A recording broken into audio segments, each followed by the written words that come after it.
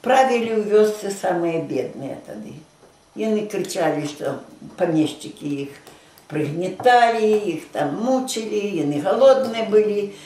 Ну, яны былі кіраўнікамі, яны былі ў дэпутатах, яны да рэпрэсіяў прыкладаліся. Ну, тады было смутны час быў такі. Калі ты меў 2 каровы, то это ж ужо беда была. А велосипед, ну, это таксама страшно. Вот, так что 39-й год я подростком была, так я уже так вам не могу рассказать як, але мне самой довелось попасть в эти репрессии. Вызволение это, як я была в Лунинце, было таким чином. У дядька был служачий звычайный, тетка была дома. У іх быў свой дом.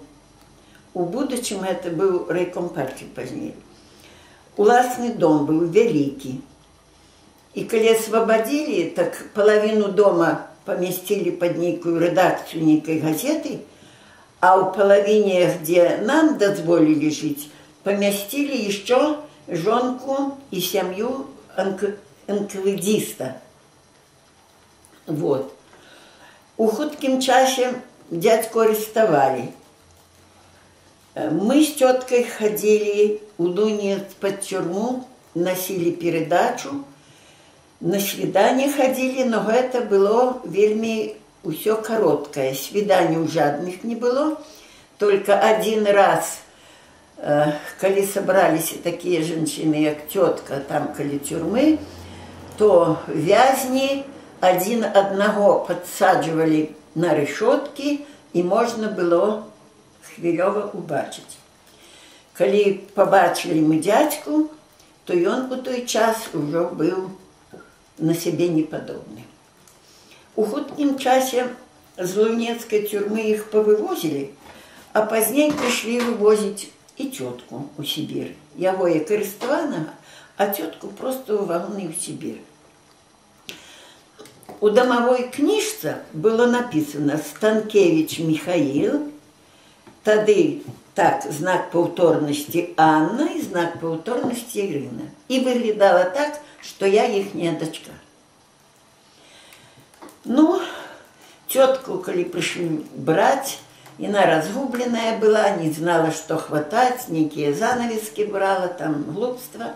Но добрым человеком оказалась и жонка этого энкавыдзіста. Я ее все житье помню. И она зашла, поглядела в оком знавцы, каже: «Анна Даниловна, все это вам не треба».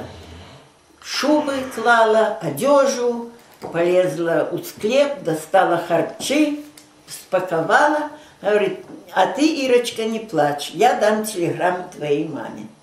И вот она дала телеграмму моей маме. Мама, приезжая на вокзал у Лунинец, а я уже с теткой у телятнику в вагоне сиджу на салоне. Ну вот, и тогда уже мама меня с вагона отпустили, и мама меня забрала назад домой у вёску. А тетка поехала в Красноярский край, много беды перенесла, выжила. И после войны, не помню, в каком годе,